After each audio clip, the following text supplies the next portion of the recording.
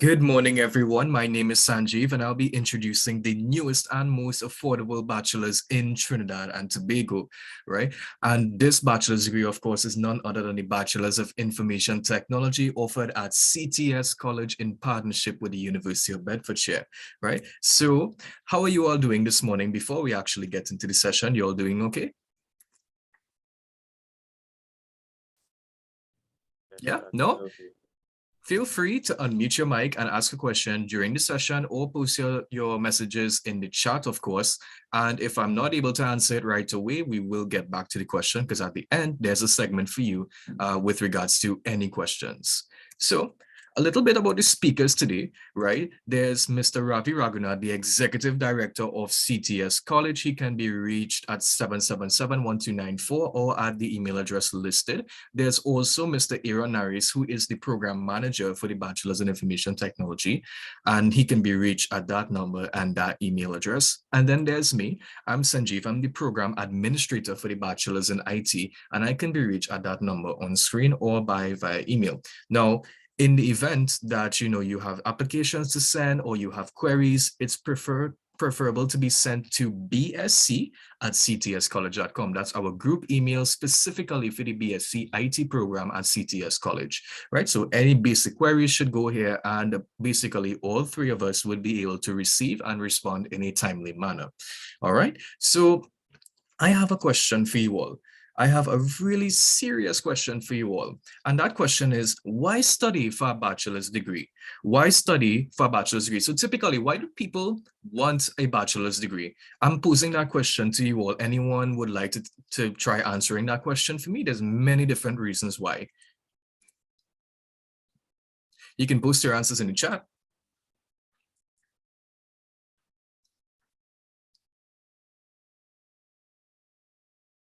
Why do you think that persons would study for a bachelor's degree?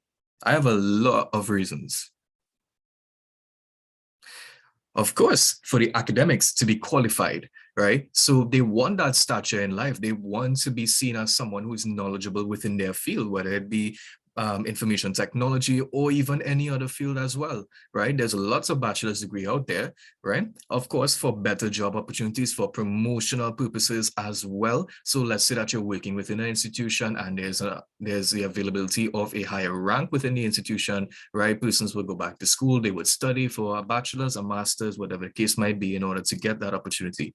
So even for persons who are currently, in search of an opportunity to begin with, they would look towards doing more studies to be more qualified. And when being more qualified, is likelier to get a chance to hold on to a job opportunity, right? So a bunch of reasons as well. So some of which were discussed here in the chat by you all, right?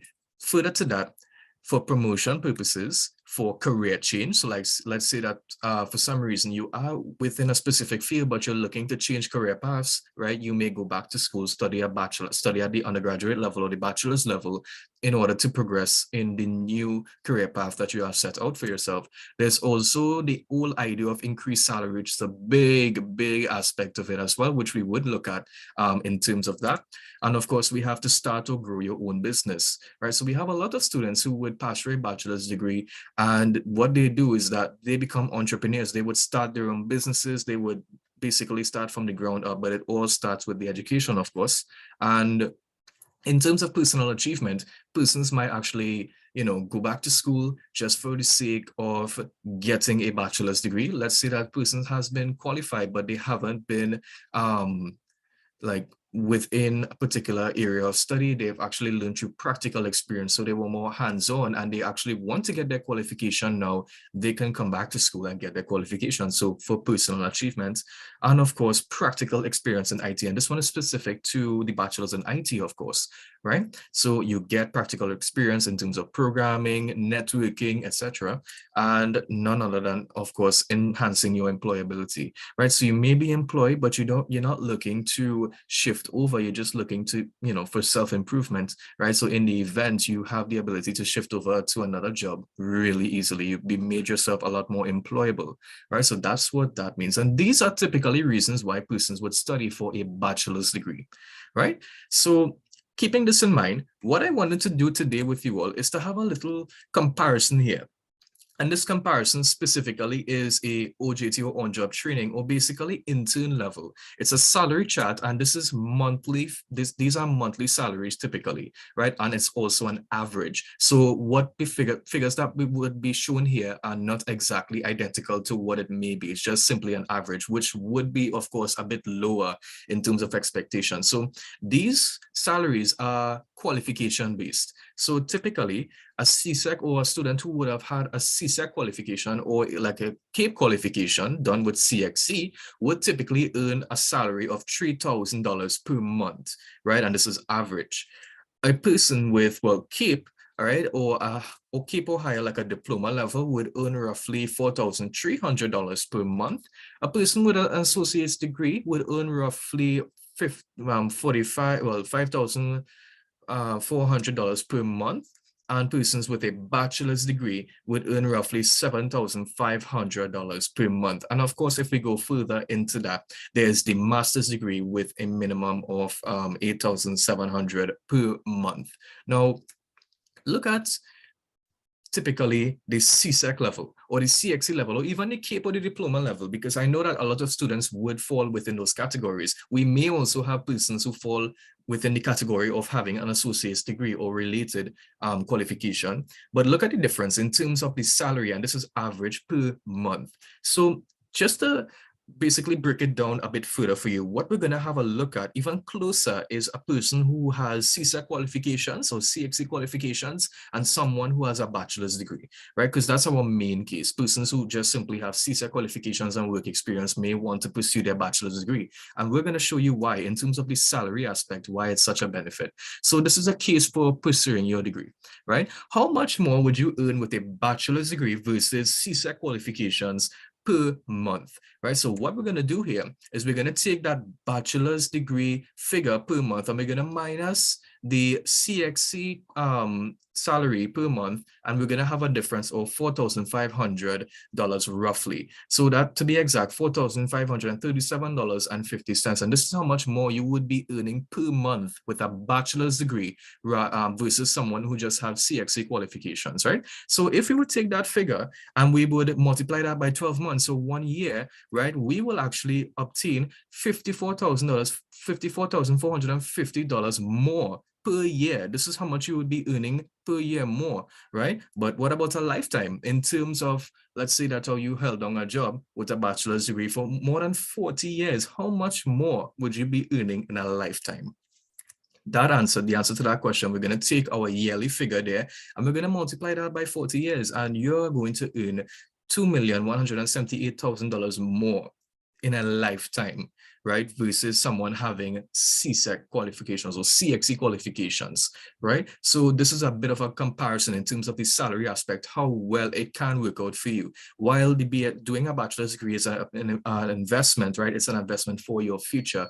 And in little as 1 year, you will be able to basically cover, right, the total cost for this program once you hold down like a job position within the field of IT. And just to note, all of these figures are average. It can be more. Most likely, it would definitely be more, right? So I hope that would have convinced you in terms of the salary aspect. But let's look at in terms of the job aspect, which is another very, very important factor, right? So we would have done a bit of research on the World Economic Forum, or the WEF, and they actually suggested that the workforce is automating and it's displacing over 85 million jobs in the next 5 years. So basically, right, 85 million job roles will no longer be there. And the reason why is they are now trying to introduce technological advancements, systems, etc.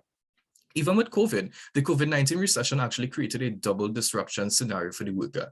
43% of businesses who were surveyed by WEF, and these businesses, of course, would be now looking to adopt technological advancements or systems. They actually indicated that they are set to reduce their own workforce because of the technology integration, right? So jobs are becoming scarce in terms of, human interaction, right? They are more looking for systems in place, right? And then, of course, one person to manage that system. If we look on the right-hand side, we have a table here that basically identifies jobs that would be increasing in demand and jobs that are decreasing in demand. Let's just get a pointer here so you can actually see what's going on here, right? So increasing in demand, we have job roles like data analysts and scientists. We have AI and machine learning specialists. We have big data specialists, digital marketing and strategy specialists, etc.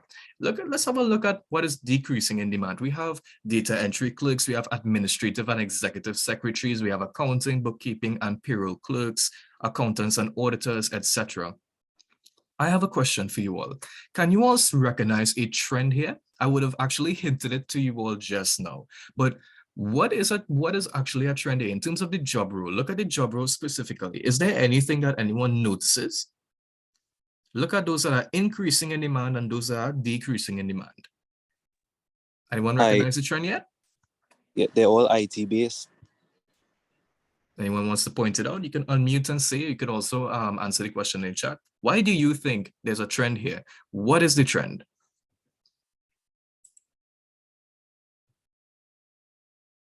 Anyone? Well, of course, they are all IT based, but in terms of those that are increasing in demand and those that are decreasing in demand, what can be said there? Look at the job roles specifically. So those that are increasing in demand, look at this here: data analysts and scientists, AI machine learning specialists, big data specialists, digital marketing and strategy specialists. The keywords there are scientists, specialists, professionals, specialists, analysts, developers, etc. As compared to those that are decreasing in demand, we have data entry clerks. So clerks, secretaries, payroll clerks, auditors, accountants. These things can be reduced. So think about it this way. If you are a business owner and someone came to you and actually proposed the factor that you can actually have implement a system within your business that would basically reduce the amount of salaries to be paid at the end of the month in terms of how many persons that you have employed, businesses are now adopting a new strategy. That strategy is, of course, implementing a system that would reduce their workforce. So they would have just simply one specialist that, of course, the roles are increasing in demand for, right? They would have one or two specialists to actually make sure that that system is up and running 100% of the time, right? And that would, of course, reduce the need to have persons that fall within this category of decreasing in demand. So in terms of data entry, right? Instead of having a data entry clerk, they can have a system, right? That basically a system in data entry and only one person to manage that entire system. So you would have one person paying one salary, right? To actually manage the system, make sure it's kept up, kept pretty well, whereas paying a salary for 12 different data entry clerks. So that right there is the trend. They are looking now for specialists within their field rather than persons, just to simply do one specific job. They want one person to do the jobs of many, right? And that, of course, can be done through IT systems, technological integrations. So this is how technology is affecting jobs. And it's not in terms of, making people lose out on opportunities. It's providing new opportunities in terms of these roles that are increasing in demand. And there's actually a lot more as well. And cloud systems are becoming very popular. And that would mean that a lot of persons who are looking into networking, the networking aspect of information technology, have a lot of opportunities there as well. So I find this very, very interesting. So guys, without any further ado, let's just move straight into the rest of the session. And a matter of fact, before we even go there, these are some examples of technological integrations actually coming into play. So these are not only internationally, these are happening locally. Let's look at Massy Stores on the left-hand side. Massy Stores has an e-commerce solution whereby their goods and services are placed online. You have your Massy card that's online as well. Persons can log in, log out, etc. We also have the very famous KFC, right, with their online services for delivery, pickup, like online purchases, etc. And the TTPS actually has an application as well, right, to make reports and all of those as well online, right? So there's no need for you to actually go to the police station anymore. You can make your reports online and it would be sought after really, really quickly and much more efficiently as well, right? So these are just some typical examples of how technology is now influencing the way that we do things moving forward. So in terms of this particular bachelor's in information technology degree, it's actually being done with CTS College. However, it's done in partnership with the University of Bedfordshire, which means that the program is being tailored, being marked, and of course your certificate would be issued by Bedfordshire. So the question may arise, why study with the University of Bedfordshire? right? So we're going to have a look at that a bit closer to the University of Bedfordshire. The University of Bedfordshire is a modern, innovative university with a heritage of top quality education going back for more than a century, 100 years, with more than 20,000 students from over 120 countries. They have 5 campuses in the UK, including Luton, Bedfordshire, Potteridge, etc. And there's educational partners in China, Middle East, Europe, Southeast Asia, and of course, Trinidad and Tobago. And the internationally renowned league has placed the University of Bedfordshire in the top 6% of the best universities in the world. And the University of Bedfordshire is actually the winner of the Queen's Anniversary Prize in 2013. This is, of course, the highest form of national recognition for universities within the UK. So they've gotten awards. They are very much so recognized. They're actually placed in the top 6% in the best universities in the world. In terms of CTS College now, right? Why study at CTS College, right? So our motto, the way that we do things is we always put our students first. Student support is our strongest standpoint, and you'll get a bit more in depth with that a bit later, right? So a little bit about CTS College. Our mission is to provide high quality and relevant educational opportunities whilst promoting excellence in both staff and students, of course. CTS College is a private institution with over 22 years in the educational industry, and we are ACTT recognized and registered. ACTT being the Accreditation Council of Trinidad and Tobago. CTS College offers a wide range of programs from preschool to diplomas to bachelor's and even master degrees. And CTS College offers a wide range of professional development programs like short courses. We have IT short courses, we have professional development, we have business certifications, we also have DIY, right? So we have a lot to offer in terms of courses and of course longer period programs like with foreign awarding bodies. For example, the Bachelor's in Information Technology. We also have the ABE program and even the Bachelor's in Arts of Business Administration, and of course an MBA with 7 different specializations. So a bit further into our achievements, we are actually the winner of over 106 ABE World Prizes since 2007. So we've been out there offering this program and winning prizes since 2007. We're actually also the winner of 47 university awards with the University of Hertfordshire, which we also offer programs with. We are the winner of 2 ABMA Academic Achievement Awards. And in terms of ACTT, which is the Accreditation Council of Trinidad and Tobago, we would have won 11 awards with them, 6 for student support services, 3 for excellence for an established QMS, and 2 for excellence in teaching and learning. So in terms of achievements, in terms of where we stand when it comes to education, we've been out there, we've been working hard and along with students in order to make sure that they achieve their long-term goals, right? So in terms of our experience, in terms of delivering bachelor's degrees or degree programs, we have over 15 years of experience in delivering bachelor programs with an average pass rate of 90% per module, with over 2,000 applicants every academic year, right? And over 1,750 bachelor's graduates with 500 first class honors. So 500 of that figure would have gotten first class honors to date. It may be a lot more than that by now. Graduates employed in various sectors and in various industries at various levels. So we have a lot of persons who, of course, would have gotten a bachelor's degree, let's say in bachelor's in IT, they moved across to Canada and was actually able to hold on positions there. They moved into Europe, even Southeast Asia. They even, of course, went to the UK and got a lot of opportunities there as well. So the degrees, the bachelor, everything that we offer is internationally recognized in terms of those programs that are done with foreign awarding bodies. This is a little bit of insight in terms of the pass rate. So we have level 4 highlighted here, and these 2 units or 2 subjects, right? If we look at the pass rates, they are 96 and 99% respectively. This is level 5 class over here, right? These 2 modules here, 95 and 92% respectively in terms of the pass rate, and level 6, which is our final year. So students can start directly at this level and complete the bachelor's in 8 months.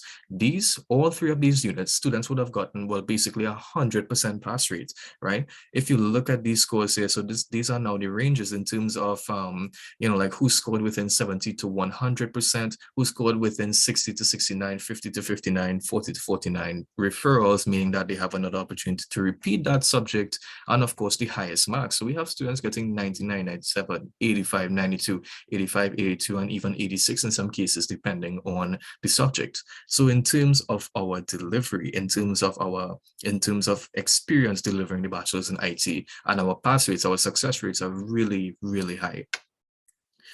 In terms of the features of the bachelor's degree, just a little bit of general information on the bachelor's degree itself, right? So our program, or the University of Bedfordshire's Bachelor's in Information Technology program, is globally accessible, work applied, and we'll get to each one of these later. So globally accessible, work applied, accelerated, affordable, and of course, fully accredited.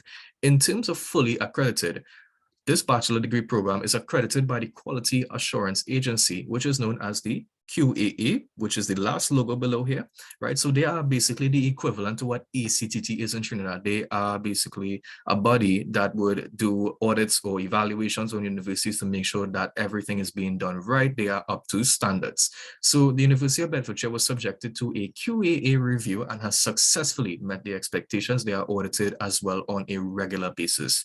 And the University of Bedfordshire is a recognized awarding body by ACTT. So not only by the QAA is it recognized, right? But according to ACTT in Trinidad, they actually recognize Bedfordshire as an awarding body and a valid awarding body. So you are fully covered. So you can take this bachelor's degree once you achieve it and head anywhere in the world, and you should be able to hold down a position with regards to anything that is IT related. And this, of course, is what your bachelor degree certificate would look like, right? And this would have been, well, the program managers, Mr. Aaron Norris, this would have been his certificate. He would have achieved first class honors. So just a little peek at what you would be getting at the end of the bachelor's degrees once you complete it. In terms of globally accessible, more than 20,000 students from over 120 countries have access to this program, with educational partners in China, Middle East, Europe, Southeast Asia, and Trinidad and Tobago. There's also an online learning environment, which is called BRIO. And this is where the university hosts all of their content, all of their submission links, and all of supporting details throughout your time here in this program. So you would get access to BRIO, which is the online learning environment, once you are a registered student within Bedfordshire, University of Bedfordshire. Now, there's also a student information desk, or SID, that's open 24/7 to support students from anywhere in the world. And at CTS College, we usually have a compilation of papers, a lot of lecture notes, recordings that we would have done from previous semesters, and recordings, of course, that we are doing this semester, right? So we have live class, and then that live class will be recorded and posted to students who would have missed it. The lecture notes are available as well. We also take content from BRIO and localize it as well on our shared drive and dish it out to the students as well. So we're trying to create that level of duplication whereby a student can find the same content on BRIO and they can also find it locally within our CTS shared drive. So content is being stored for level 5, level 6, and even level 4 as well. And you have access to all of it. So you can be a level 4 student and have access to level 5 and level 6 content just to see what exactly you would be doing, what would be covered, etc. Right?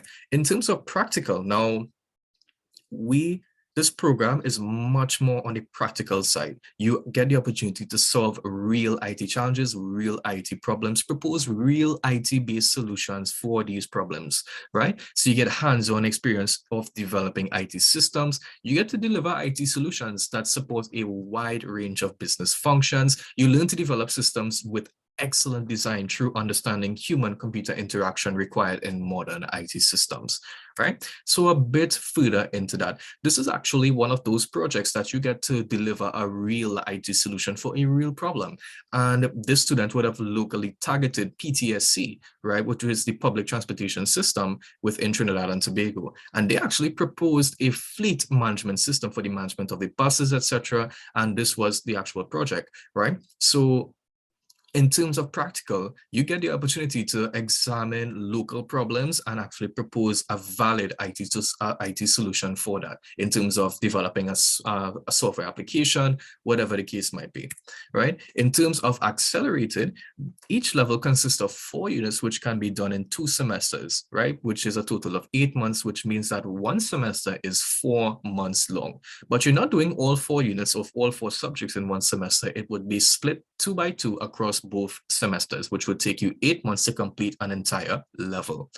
All right, so you can actually complete your bachelor's degree in just over 2 years. To be exact, 2 years, 8 months if you start at level 4, which is the entry level. If you start at one of the higher levels, it would take you less time, obviously. So in terms of affordable, the UOB BSc IT is one of the more affordable BSc IT programs in Trinidad. We also have payment plans here at CTS College to make this a viable option for you. And we also partner with institutions such as JMMB to assist students in obtaining student loans, right? So we would get a bit further into that a bit later. We're just introducing the factor of our affordable payment plans as well. So how is this program structured? We have 3 different levels, and level 4, level 5, level 6. Level 4 is ideal for CAPE holders or persons with 2 years or more in IT work experience or IT certifications and 3 years general work experience with CSEC qualifications. So you have the opportunity to have like general work experience and a CSEC qualification. You can most definitely get into level 4 if you provide your actual certificate from CXC or CSEC, and you include your resume with job letters, etc. to support, right? If you have, of course, IT work experience, it's going to be a lot easier for you to enter level 4. And if you have IT certifications, better yet. At level 5, you're required to have a level 4 IT diploma or equivalent with 2 years IT work experience and or IT suits. So it's either that you have IT related work experience with IT certifications, or you can have a level 4 equivalent IT diploma, right? For level 6, which is the final year, you would be required to hold an associate's, an HND, or a level 5 equivalent IT diploma, or you can have 6 years of extensive amount of work experience and a bunch of IT certs, and you would be qualified for level 6. So that's basically a bit into the levels of the program, but I'll show you how it's actually allocated in terms of the time aspect. This is a bit further into how, what would qualify you for each level, right? And of course, each level has 4 units or 4 subjects that you have to complete over the 2 semesters for the actual level. Now, this is what I'm speaking of when I say in terms of structure. So what we're going to look at here right now is the level structure from levels 4 to 6. So these are for persons who are starting from level 4 and moving all the way to level 6. So we're going to have a closer look at how long it would actually take you and how the semesters are structured, how the levels are structured, and how the break periods are structured, because there's also a couple of semester breaks in between your journey if you're starting at level 4. So just have a look at this here. So for the level 4 within this program, right, it's broken up into 2 semesters, semester 1 of 4 months and semester 2 of 4 months. So ideally, it should take you 8 months to complete level 4.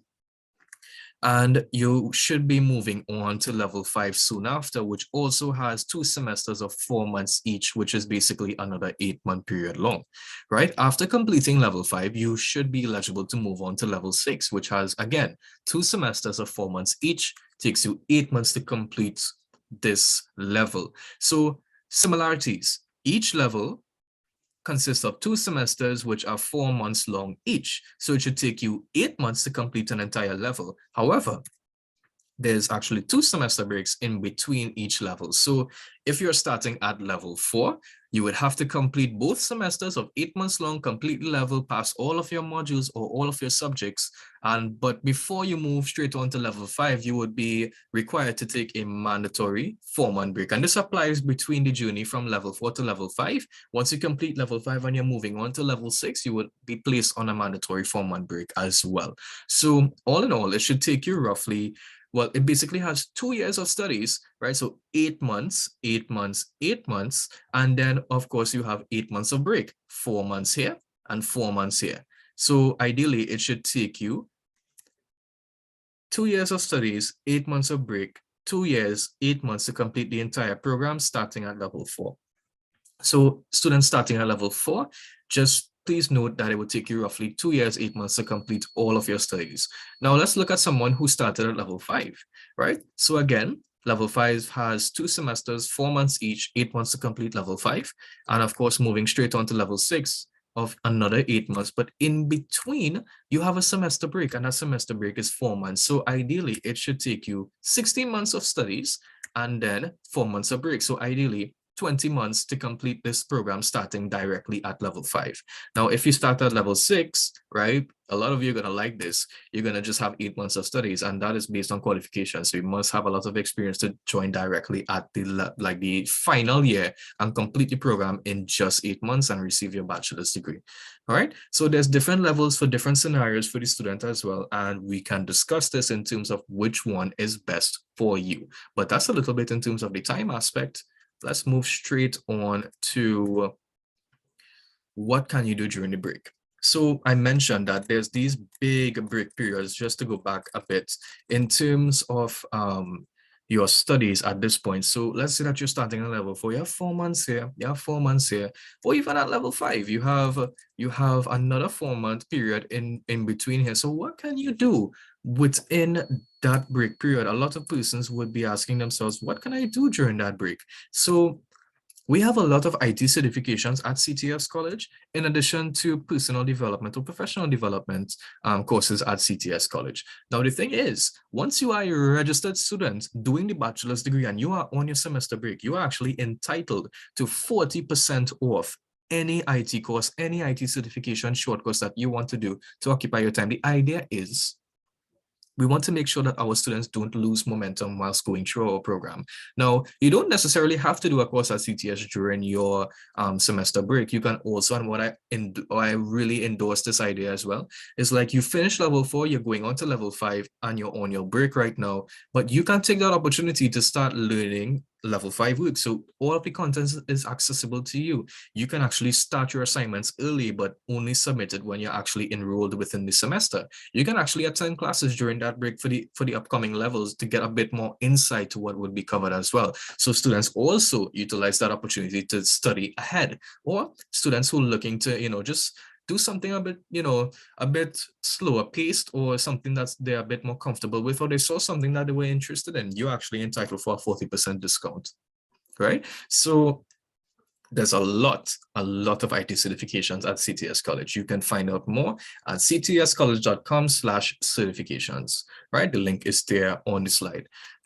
All right, so this is only, again, valid for BSc IT students who are enrolled but on a semester break.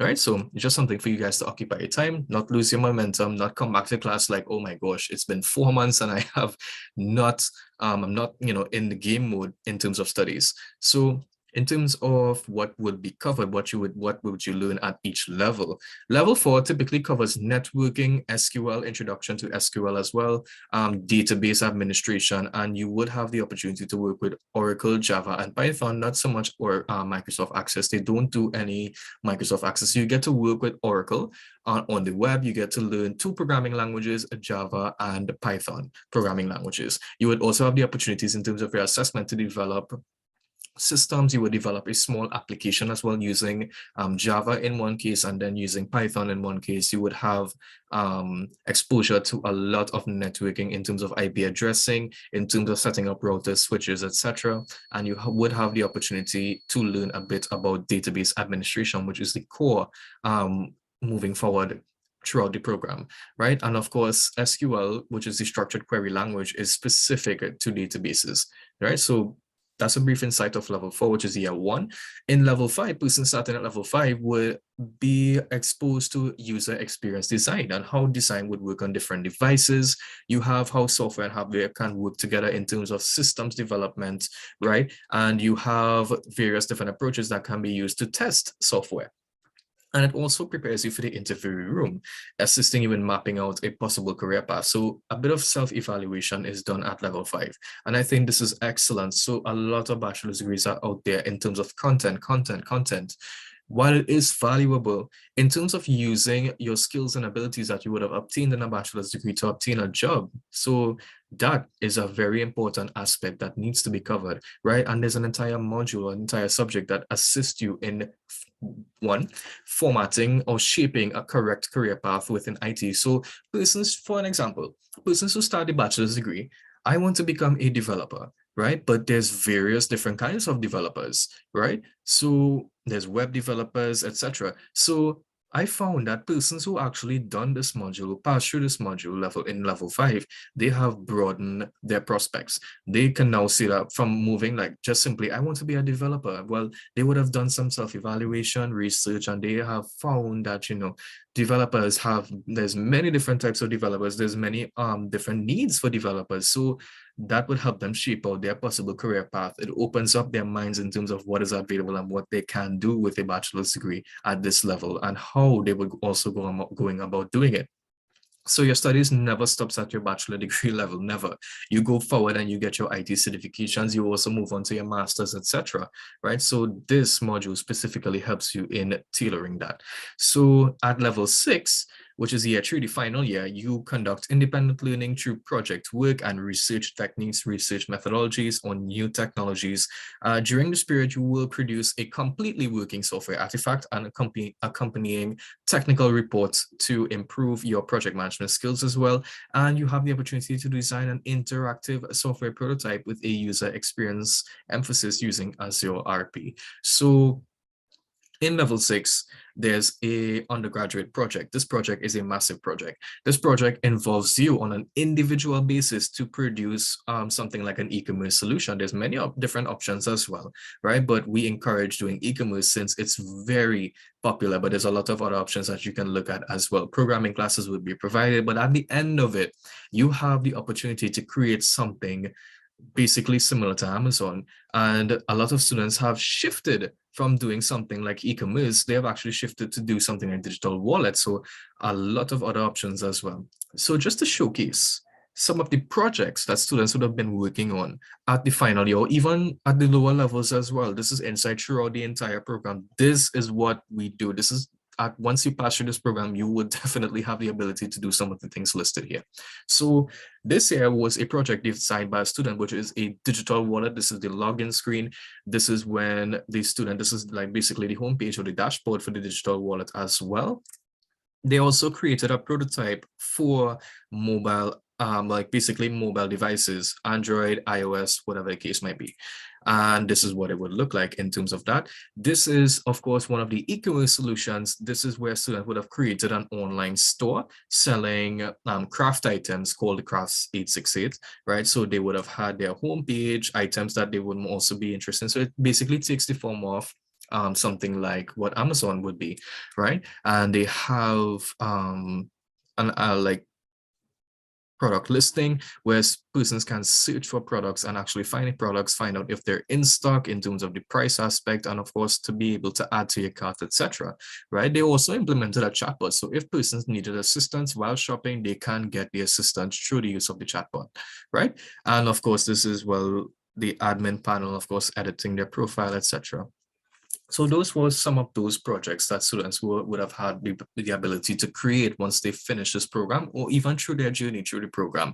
And I find it wonderful that students had the ability to create these types of things. It's really heartwarming to see that all of the work, all of the efforts that we put out, students still take that and they run with it in terms of their projects, right? And I'm sure by the time that you all enroll, right, you all would be able to add to this listing, right? Add to this. So when I go out in the future in terms of advertising, in terms of showing the capability of our students, your projects would be listed here. And that's something I would love to do, love to feature your projects out here, right? To actually show the capability of our students. So in terms of fitting the bachelor's degree into your life, how does that work?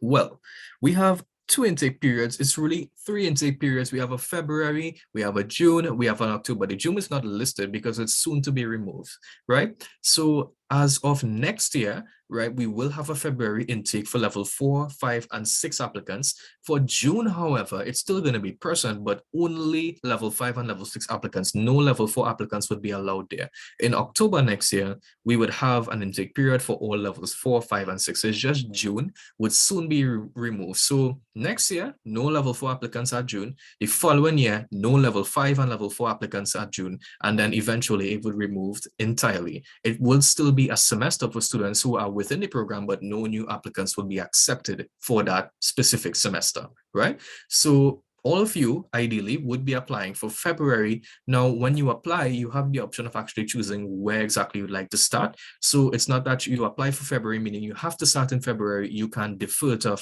further entry point, maybe June or October, depending on whether, which one you're much more comfortable to start at. And you would not be liable for fees until you indicate that you are ready to start.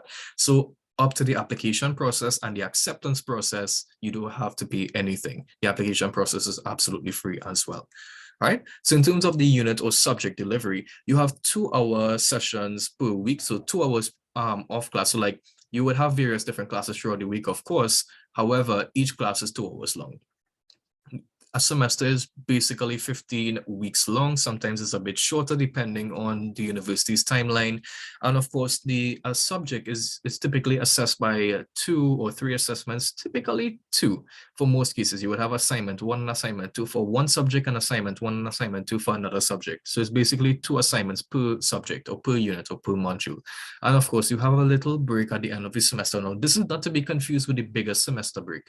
This little break here in between, right, is just basically students who start in level 4 and they finish their first semester of 4 months. Before they start their second semester, we have like a little gap in between where you can clear your fees and basically we can organize classes for the upcoming semester, right? But if you finish a level and you're moving on to a new level, that's where the bigger semester break of 4 months would apply, right? So this little 2-week break is when you just finish a semester, you're just catching your breath, clearing your fees, and then you would start your second semester soon after, right? So that's a bit of insight into the unit, our subject delivery. Let's have a closer look at the timetable. So just to give you a bit of insight as well, this is a timetable for the upcoming semester in January, February, right? So we have both new and continuing students starting at level 4. Let me just get my pen tool. We have new and continuing students starting at level 4 here, right? Maybe I should use a different color than red. Just give me 1 second, probably something blue. There we go. So we have new and continuing students at level 4, right? And you guys would actually have 3 classes on like throughout the week. 1 class would be on a Saturday, 1 class would be on a Tuesday, 1 class would be on a Wednesday, right? These are the times for your classes here, and these are the modules. Now you would notice that there's a similar module here and here. This module is actually broken into 2 different parts. You would have a networking aspect, and you would also have a peopleware aspect, or like an operating systems aspect and a peopleware aspect. So that's why it's the same subject. You're still doing 2 units per semester. However, there's just 2 classes that are required to break down further in terms of 2 major parts of this module, right? So, and of course, these would be your lecturers for those, right? Subject to change as well. So that's level 4. For new and continuing students at level 5, you guys would have 2 classes on a Saturday. So both classes will be done on a Saturday. Both modules will be covered on a Saturday only, from 10:15 to 12:15, and then 12:45 to 2:45 with a small break in between each class. Now, level 6 is a bit different. And all you should be concerned with for now is for the new student aspect. So new students, from next semester, we will be offering advanced information technology and research methodologies and emerging technologies. Both classes will be on Saturdays for you. However, for continuing students, students who would have already started, they finished their first semester and they're in the second semester in the final year, they would have 3 classes. They would have advanced information technology, which is kind of similar to what you have on a Saturday. However, they would not have to do research methodologies because they would have done that in their previous semester. So that's why it's split into 2 different sections here, right? So for new students only, you guys would have these modules to complete, right? For the second semester students, they only have to complete this one because they already did research, right? And then of course, they have the undergraduate project, assignment tutorials, and the programming. So there's one to handle the report and one to handle the programming, a programming class and a reporting aspect or a proposal project proposal aspect of it as well. So whilst you will be doing, if you start at level 6, whilst you will be doing these 2 modules here, if you're a new student, we would encourage you to sit into the classes for these, and it's totally free of cost as well. What we're trying to do is to help you prepare your undergraduate project from the very first semester. So I'm going to encourage you to attend the Monday class and the Wednesday class. You would have typically up to you, because it's optional for the student to attend it, but it's a recommendation from CTS College that you do attend the classes. Totally free, of course. You don't have to pay for them until you actually enroll to do it, right? And in your first semester and also in the second semester, the content will typically be repeated as well. So why not start early, right? But that choice is up to you. But definitely your 2 classes would be on a Saturday if you're a new student. All right, so that's a little bit in terms of the timetable. And of course, this will be emailed to you once we finalize lecturers, once we finalize the class times and dates. But there's nothing here that would typically change. I'm seeing a question in chat. Oh, okay. Hi, David. Nice to have you with us this morning. All right, guys. So what support is available? So let's say I need help doing something, whether it be on the administrative side, like a letter, or probably some teaching assistance. What can I do? So we have face-to-face and phone support at CTS College with course advisors, academic support, and administrative support as well. And of course, online support through Brio. So at CTS College, we have, of course, the Bachelor's in Information Technology team, which consists of myself and Mr. Aaron Naris, who's the program manager. I am the administrator. So both of us can be contacted with regards to any program at CTS College, especially the Bachelor's in IT. In terms of academic support, right, we also host induction sessions at the beginning of each semester, at the beginning of each semester for the Bachelor's in IT program. And if you need one-on-one support in terms of, like you're not getting through with one of your assignments, we do one-on-one support for you away from the class. If you're not comfortable with the lecturer doing it, I would do it. Sometimes Aaron would do it. We assist you in completing your project, and it's at no extra cost. So once you have issues, once you have problems, extra classes will be done for you specifically without any further cost in terms of tuition, right? Administrative assistance in terms of registration letters and general student inquiries, feel free to reach out to us as well. Now on the university side, there's also online support through University of Bedfordshire, and that will be the Student Information Desk, or SID. And of course, student support is available through Brio, which is the online learning platform for the University of Bedfordshire. So your study materials, your study support guides, grades, feedback, and submission of assignments would all take place on Brio, as I would have mentioned earlier. In terms of like resources, especially libraries, being a student of the University of Bedfordshire, you get access to a student ID and a student email account. And you can actually use that email account to log into a lot of services online to get them free. So like from all the way from software to digital libraries online, you can actually log into digital libraries online and get access to journals, readings, papers, and complementary resources through the University of Bedfordshire's students. So you get student access basically to a lot of these resources totally free of cost. All right. So in terms of what support is available, particularly in terms of student support, information, help, assistance, guidance, competence, solution, direction, and general advice is all available through the BSc IT team, right?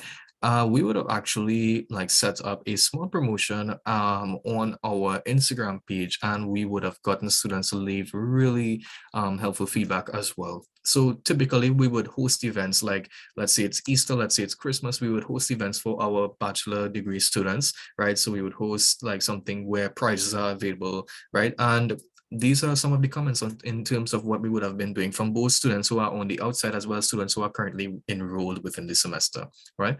So a lot of great feedback given from students, and we really do appreciate it from you all as well, right? So in terms of induction, you are introduced to the course structure, you are given referencing guidelines, and of course, useful study tips and skills to succeed. We also have academic writing workshops. Now, something specifically about induction. It's done at the beginning of every semester, and it's mandatory that all new students must attend induction. And there's two parts to induction, right? There's the first session, which basically introduces the program, gets you familiar with the resources and the way that we do things in terms of our classes, where to find, links for your classes, etc. Now, in addition to that, that first session would be on the Saturday before the actual classes begin, right? And then there's a follow-up session on the Wednesday with academic writing tips. And this would be specifically for referencing. So there's a lot of writing, a lot of reports, proposals that you have to do, and there's information being pulled from online to assist you in those reports, like reference material. So in order to properly reference material, the University of Bedfordshire has implemented a specific format to do it, which is the Harvard referencing system. So we are going to lecture you about the Harvard referencing system in that academic writing workshop. So you have two parts to induction. It's mandatory that you attend both sessions for induction and then attend your very first class on the Saturday after. In terms of assessment, students are assessed in a variety of ways. Most units or most subjects are assessed through coursework, group and individual projects, portfolios, essays, presentations, or exams. Now, exams are minimal. This program is much more on the practical side, so you'll find a lot more of projects that you have to work on, things that you have to develop, propose applications that you have to build, software, etc. So constant feedback and advice from the lecturer and the BSc IT team will be provided as well. All right. So in terms of passing units and progressing, so in order to basically pass a unit, you must complete all of the assessments, assignment 1 and 2 for that subject, unless specified otherwise by the BSc IT team or any official at CTS College. In order to pass a unit, you must gain an aggregate grade of 40%.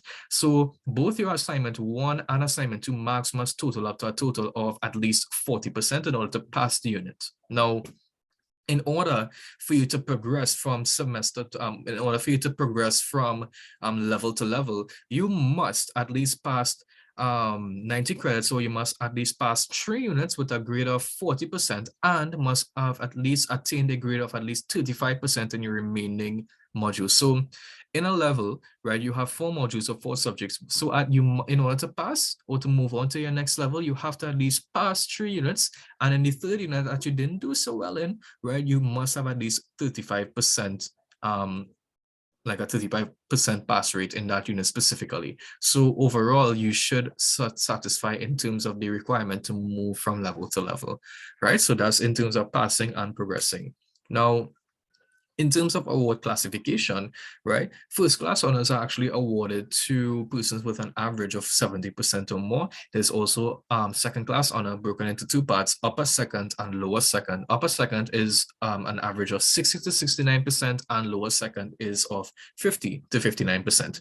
Third class honors are from 40 to 49% overall. Now, these are some of our recent results. We have as of February 2022, February this year, we would have gotten 43 students with first class honors only. So our entire class got first class honors at the final year. In October 2021, which was the year before, we would have received 21 students with first class honors, 4 students with upper second, and 2 students with lower second. So rarely ever our student would have gotten third class honors. Right, and look at the amount that would have gotten upper and lower seconds. It's very minimal, right? I can also say for the June semester that would have just gone this year, right, we would have gotten 32 first class honors, right, around that, and there would have been at least 1 student with a second class honor, but it was a upper second class honor, not a lower second, and no third class honors were received there as well. So in terms of our success rate, our pass rates really high, as I would have introduced at the beginning of the session. So in terms of resources, now this is very important. In terms of the college, we have Wi-Fi, we have textbooks, we have everything that you can possibly need in terms of content, and any other additional things that you need, you are required to, just reach out to us, let us know that you need further resources. We will be able to provide it to you from the college aspect. But in terms of the students, you must at least have access to Wi-Fi and of course a computer to do your assessments or sit into your classes. Now, in terms of specifications of your computer, I'll leave that up to you, but at least minimum requirements would be an i3 or equivalent, probably 8 gigs of RAM or 4 gigs of RAM, possibly, and an SSD or a hard drive, HDD drive, with at least, probably minimal 200 gigs of storage. It's just simply for you to do your assessments, but in terms of programming, in terms of using these various softwares, it may be a strain on your CPU, so it may be better if you have one of these higher end machines. But I'm not saying to boost your pocket. Of course, once you have a machine that works for you, that's pretty much what we're looking for. Once you can do your assessments without any additional problems, you're good to go. All right. So where would you graduate? Now, at the end of every year, we usually host graduation ceremonies. CTS College usually hosts graduation ceremonies at the Hyatt Regency Hotel, typically around December. Now, you can graduate at our graduation ceremony, or you are also entitled as a student of University of Bedfordshire to graduate in the UK at their graduation ceremony. But a lot of students typically stay with us because they're with familiar faces. If students graduate at Bedfordshire, they will be around a bunch of students who they are not familiar with. So in either case, you have the opportunity for both options, but a lot of students gravitate towards what we do locally. In terms of qualifying, how do you qualify in terms of the entry requirements? So let's have a look at level 4. The entry requirements for level 4, a successful candidate should possess any one of the following: at least 2 years IT work experience, CAPE passes, any previous tertiary qualification, IT certification, CSEC with 2 years work experience, or an IT certification. Now, this level is ideal for persons who have some IT work experience or have CAPE passes or a tertiary level qualification, or mature candidates with at least 3 years of work experience.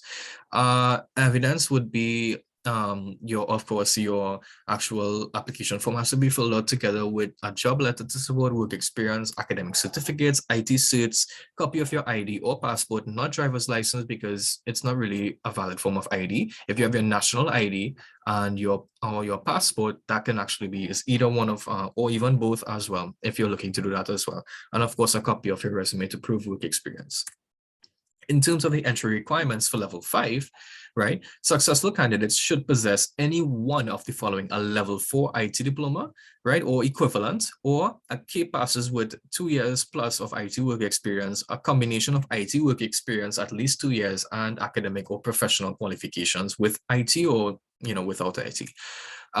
This is actually ideal for a person who has previously completed a level 4 IT qualification, with whether it be a certificate or a diploma or even an IT level 4 IT diploma equivalent, right? Or for persons who have a combination of IT work experience who also possesses IT professional certifications. Again, evidence. In terms of your application, you must provide your job letter if you're looking to use work experience to prove, academic certifications, professional certifications, copy of ID or passport, and a copy of your resume. All of those should be sent to bsc@ctscollege.com together with your application form if you're looking to apply for level 5 or year 2. The final year, right, is for successful candidates should possess any one of the following: a level 5 IT diploma or equivalent, or HND, or even an associate's degree in IT specifically, or an IT related field. They must have a combination of IT work experience for at least 4 years. Academic and or professional qualifications as well will be taken into consideration. This is ideal for persons who have completed a level 5 IT qualification, such as a diploma, an HND, or an associate's degree, persons with extensive IT work experience who also possesses IT professional certifications. And of course, the evidence to support would be a copy of your job letter if you're using work experience to apply, copy of your academic certifications, copy of your professional certifications, copy of your ID or passport, and a copy of your resume together with your application form. All right, so that would have been the entry requirements in terms of this here. Now, in terms of applying, you must complete the application form, right? So we can also assist you in terms of filling out an application form. So you just simply provide the information and we'll fill the form out for you. You need to submit your CV or your resume and your ID. You can actually submit a letter from your employer confirming job title and duration of the employment in that position. The letter should clearly specify it is a position, right? So if you're looking to use work experience on a job letter, this is how it should be formatted. If you're looking to basically apply using qualifications, right, you would need to provide official transcripts and official certifications together with your application. And you would need to submit a copy of your IT certifications, of course, if you're using IT certifications to apply. Right, so it's very much so open in terms of what you can supplement your application with, whether it's work experience or academic qualifications. Now, these here are the steps between applying and starting. So step 1 starts with your application, right? So the student applies using the application form and supplying their documents. Once we receive that application, we review it, and then we would send that application to the University of Bedfordshire together with your supporting documents. After which the University of Bedfordshire would leave us with feedback in terms of an acceptance letter. From there, right, we would encourage you to sign that letter and indicate whether you're accepting the offer and starting right away. If you're accepting the offer and you're choosing to defer to a future semester, you can also do that as well, right? So the student needs to accept, well, basically sign the letter of offer, the acceptance letter to accept, the offer being given to them, right? But it's not mandatory. Again, once you receive that acceptance letter, it's not mandatory that you start right away. You have the option of choosing where it is you'd like to start. So it's very flexible. Now, if you do happen to choose that you want to start right away, we would now encourage you to make payments so we could finalize registration with the university. Now, you would make your payment according to, a payment plan, or in terms of like the registration fee, we can clear that and we can get your account going. Now, student will be responsible for doing that. So it's only up to acceptance, right? You would have to make that decision. If you're starting right away, then you'll be liable for fees. If you're looking to defer and start in a future semester, you would not have to pay anything until you indicate that you are ready to start, right? So after you make that payment, you will be all ready for your classes. You will have access to the content, access to the university website, access to our content and classes, and you should be ready for class on the 21st of January, 2023. All right, so these are the steps between applying and starting. And also we have a WhatsApp group, which I forgot to mention, as it's actually organized per level. So once you progress through the program, you'll be added there. Your lecturers would be there. We would be there. Reminders are actually posted there. So like important updates as well, right? There and via email, of course.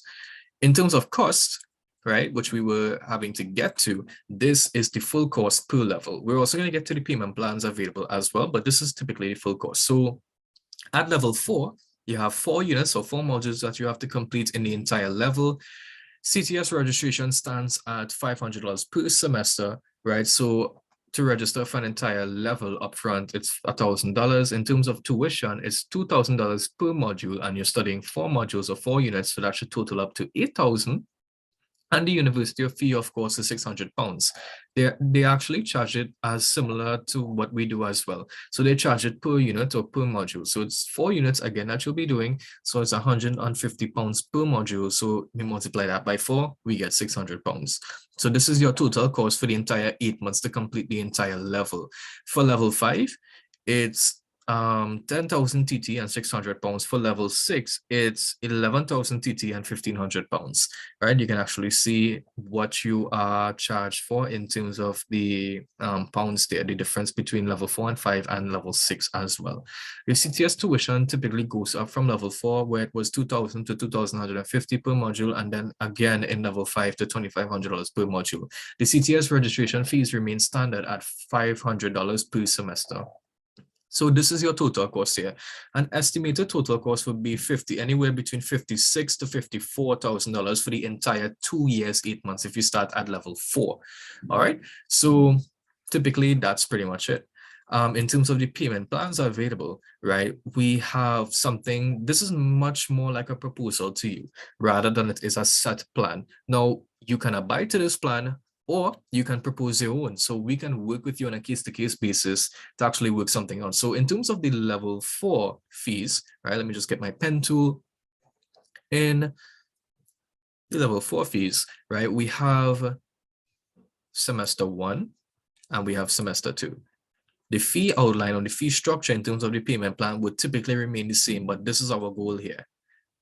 Right, so this is a total cost for level 4, which you would have run through on the previous page. So at the beginning, at the start of the semester, right, you have to clear that $500 TT registration fee, right? You have $1,000 towards tuition paid, and you can pay £150 at the first. So your first monthly payment within a semester would be 1,500 TT and £100. Now you can actually shift this pounds payment a bit lower here. So you could have this 150 here, and then you could have another 150 here, right? So in terms of paying these pounds out, we can actually shift that up or down. So your first payment could actually look like something just like $1,500, right? And for the rest of the months, you will be paying $1,000 towards tuition fees in TT, and then you will pay your university fees together with that. So these payments, they could look anything like 1,000 TT and £150 going forward. But at the end of your semester, once you clear those fees, you must have paid 4,500 TT and £300 towards that semester. So that's your semester total. And at the end, you have your level total. So basically, you follow the structure for semester 1 and semester 2, and you would be able to clear all your fees for the entire level overall, that being 9,000 TT and £600. Now, this can be subject to change. We would be more than happy to negotiate with you as well in terms of payment of fees. So what you have available at the start of the semester can actually change from case to case, right? But the idea is once you clear your fees before the semester finishes, you should be in the clear, right? So that's our payment plan proposal for level 4. Let's have a look at what we have proposed for level 5. So it's very, very similar in terms of the structure. right? $500 towards registration. Since the tuition fee goes up in level 5 in terms of CTS tuition, right, we'll encourage you to pay $1125 TT, right, and $500 here for registration. So your first monthly payment, the first payment that you'll be making to kickstart your semester would be 1,625 TT and £150. Now, again, these pounds payments could actually be shifted down to a bit later because there's open slots here and here for you in the 2 remaining months, right? So we can negotiate that as well, right? So your payments would look anything like 1625 TT since we're clearing the registration fee, getting rid of that at the beginning. The rest of your payments could be 1,125 TT, right, for the remainder of 3 months. And of course, if you shift the pounds payment down, the pound payment will appear here or here, right? But at the end, you should be able to achieve that 5,000 TT payment, and that's £300 payment, right? And this basically applies for semester 1 and semester 2. And once you follow through with this plan or any other proposed plan that works out for you, you should have cleared your fees in total, which would actually be 10,000 TT and £600, right? So that's your payment plan proposal for level 5. For level 6, since it's the final year, the fees are a bit higher, so we have a different proposal for you all. So at the beginning of the semester, we would encourage you to pay $500 towards your registration fee, 1,250 TT towards your tuition fee, and £375 towards your university fees. So your first payment could look something like 1,750 TT and £375, right? So that's your first monthly payment. Your second monthly payment can look something like this: 1,250 TT dollars and £375. Again, these pounds payment can actually be shifted down, right? So you wouldn't be like, let's say you can't make with that first payment here, you can leave it here, right? You can have that payment here, and then you can have your second payment down here in the third month, right? So it's flexible in terms of how you would go about making the payments for your fees. But ideally, our semester totals up to 5,500 TT and £750. So once you clear your semester's fees, you would be allowed to progress. And of course, this for semester 1 is duplicated over for semester 2. So at the end of level 6, you should basically be able to cover, right, your total cost for level 6, which would be 11,000 TT and 1,500 GBP or £1,500, right? So that there's our payment plan structure according to level 6. In terms of the special offer that we would have spoken of, right? So you would have seen it on the ads. So register for the information session to learn more about that special offer. So the applicants would typically receive up to $1,000 of tuition fees per level. So it's per level, meaning that you can get $250 off per unit, right? So you're studying 4 units, you get $250 off each unit, so that would total up to $1,000 for the entire level, right? So the special conditions apply. And you would have, all of you here, all 17 of you who are actually in this session would have satisfied that criteria. So the criteria is, of course, the student must submit their completed application form with all supporting documents by next week, Friday, which is the 25th of November, to CTS College at bsc@ctscollege.com. And your semester registration, tuition, and university fees must be paid in full by 21st of January, 2023. So you must pay all of your semester fees before the start of the semester by January in order to qualify for that discount, right? So in terms of where do you start, right? When do you start? Again, the start of classes would commence on the 21st of January, 2023. So any questions at this point in time? That should be the end of the presentation for the bachelors. Any questions here?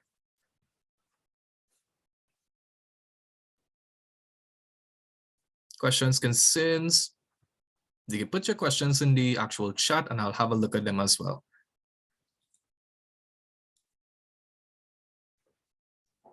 No questions, no concerns?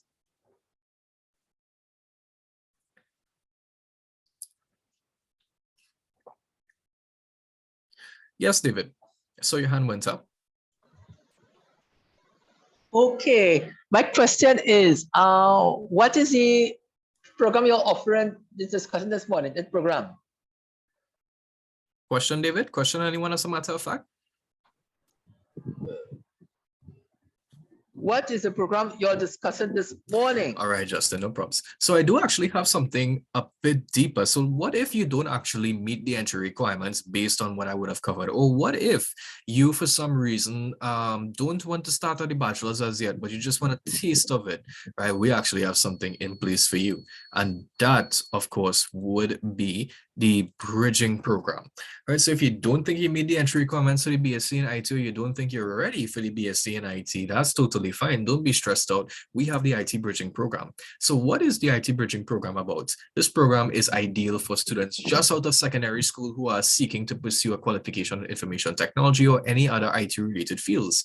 This course is ideal for persons who have completed their CSEC qualifications but may not have achieved the qualifying standard to enroll in the BSc in information technology, which is done with us. So if you don't meet the entry requirements, we have a program that you can do which would assist you in meeting those requirements, and you should be able to apply and be accepted by the University of Bedfordshire to start your bachelor's degree. So in terms of the bachelor's degree, in terms of the bridging program, what is it about? The IT bridging program is made up of 5 individual courses, each of which introduces the student to an area within the field of information technology. The program runs for 4 weeks with 12 contact hours.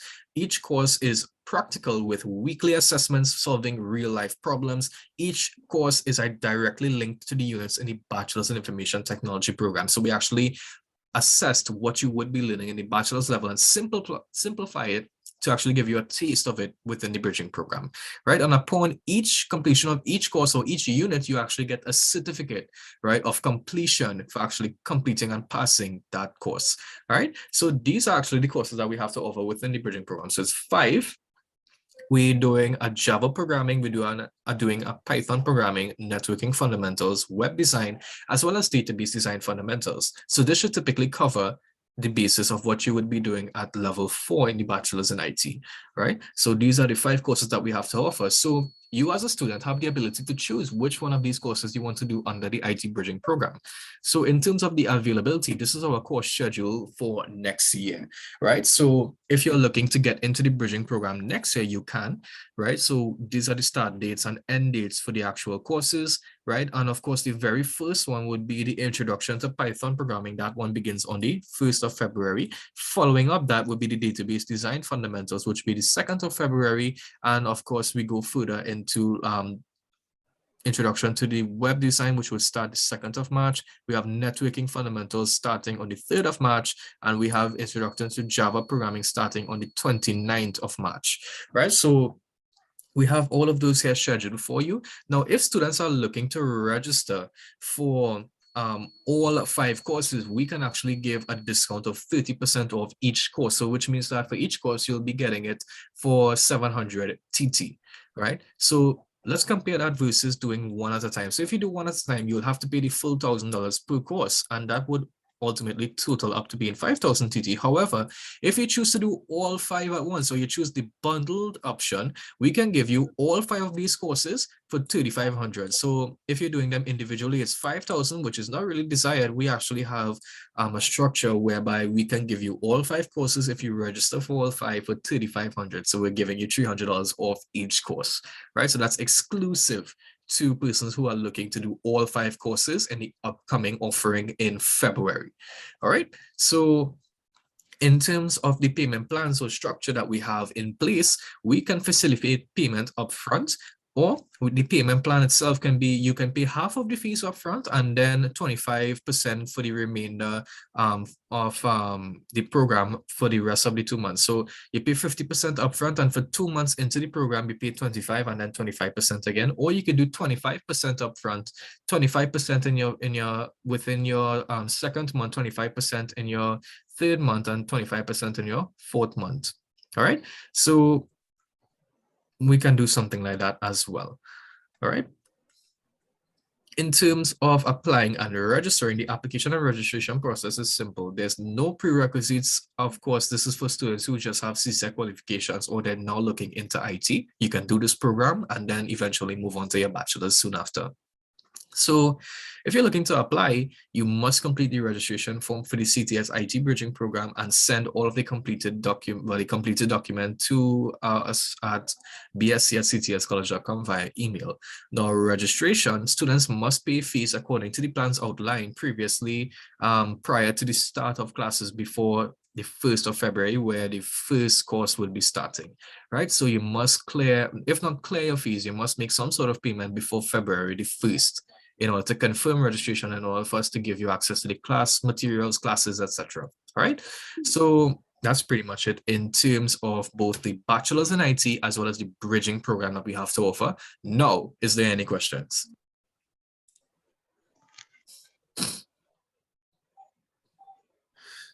All right. Hi, Rochelle. Yes, I can. The total estimated cost for the program, including the pounds. So what I did is I converted the pounds to TT at a rate of 10 to 1. So usually when you go to your bank to purchase pounds, it would be, of course, a lot less. However, I calculated at the highest possible value, and that would be roughly 54, anywhere between 54 to 56,000 TT if you start at level 4. Right? So if you start at level 4, which is the entry level, and you go all the way to level 6, it's $54,000 to $56,000 TT, right? So that's payable over, of course, the course of 2 years, 8 months, right? So that's a 2 years, 8-month figure, right? It may differ from if you're starting at level 5 or level 6, depending. All right. Okay. All right, so what is the qualifying standard in terms of CXC? Excellent question. Now, CXC, students who basically done programs or done typically with CXC, you have either O levels or A levels, right? Now, with CSEC qualifications, which are O levels, you can get into level 4, right? But you would also need to apply also using work experience. So it's a bundle with the CSEC qualification and the work experience, the O-level qualification and the work experience in order to get in. The number of subjects that you have and the grades for those subjects do not matter. So if you didn't do information technology at CSEC level or O levels, right, it wouldn't affect your acceptance. What they're looking to see is that you would have achieved secondary level education and you have work experience to basically support experiential learning. So in terms of the qualifying standard for CSEC, you can get in at level 4. However, most of our persons who come with CSEC, they would start at the bridging because they want to get a bit of insight. They want to know before making that big investment of the bachelor's. They want to, satisfy their minds in terms of what exactly would they be doing. So in terms of CAPE qualifications, you can start directly at level 4, no questions asked, without supplying work experience, and you actually could be considered for level 5 as well if you support your application with both the A-level qualification, the CAPE qualification, and work experience, whether it be general or IT related. And now with the A level, I know that there's unit 1 and unit 2 CAPE. Now, if you only possess unit 1, that's totally fine. You can still get in directly at level 4, and you stand a very high chance on getting into level 5 as well if you have the supporting work experience as well, right? So the again, the amount of subjects that were done, the grades on those subjects does not matter. They want to see if you have achieved secondary level education in the form of the certificate. So the official certificate has to be presented in order for you to be considered when applying. All right, so that's a bit of internals with regards to the qualifying standard in terms of CXC qualifications. All right, so for persons with a BSc and work experience looking to change careers, what level would you recommend? I would recommend starting at either level 5 or level 6. The reason being is the actual BSc, the bachelor's degrees that you currently possess, right? If it's IT related, then of course, final year, no questions asked, right? And if you have like a bachelor's degree in any other field as well, you are entitled to get into level 6, depending on what it actually takes. So if you'd like to have a personalized conversation afterwards in terms of your particular case, I'll be more than happy to do that as well for you. All right, but most definitely level 6 would be your starting level if it's a combination of that bachelor's degree and work experience as well.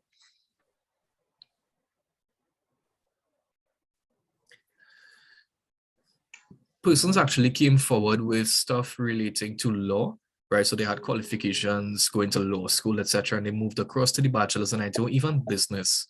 qualifications. Once you possess a bachelor's degree or higher, you are entitled to start at level 6, and you supply any other work experience that you have with your application, and students actually get in. So you stand a very high chance for just doing the final year in 8 months and completing. All right, no problem, guys. Any other questions? Concerns? Diploma level depends on the diploma. There's a level 4, well, level 4 equivalent diploma would be, you will be able to start at level 5. And if you have a level 5 equivalent IT diploma, you'll be able to start at level 6. Now, I'll need to examine the diploma to actually see, where can this be applicable. So it would help you. We need to determine this so we would know what level to exempt you from.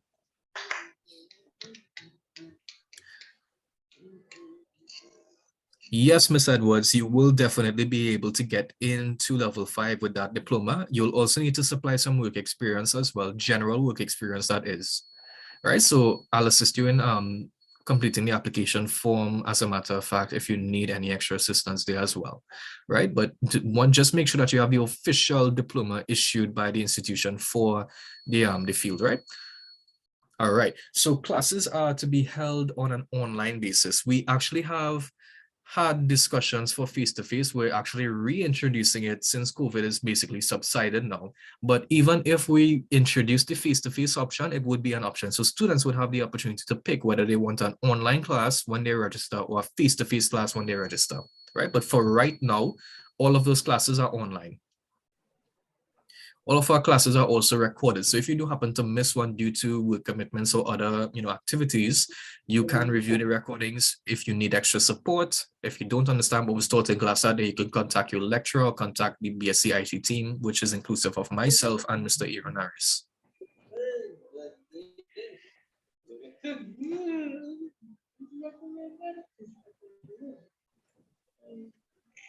All right. Any further questions, guys?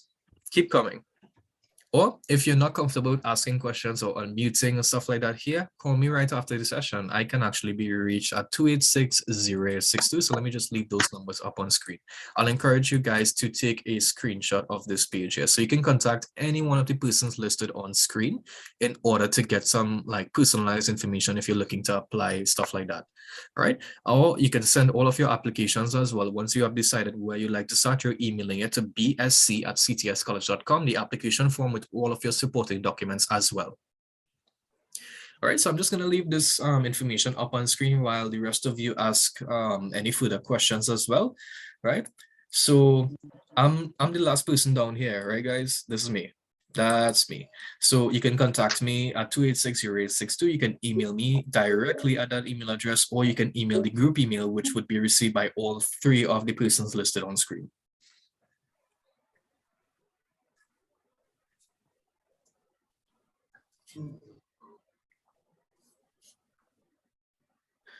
All right, so I'm assuming that there's no further questions. Without any further ado, thank you guys so much for attending this information session. It has truly been an experience, and I'm looking forward for you guys to, contact me, reach out to me, let me know, right? So I can be reached as soon as the session is finished, right? So thank you again so much, guys. Do have a blessed and wonderful weekend ahead. Take care.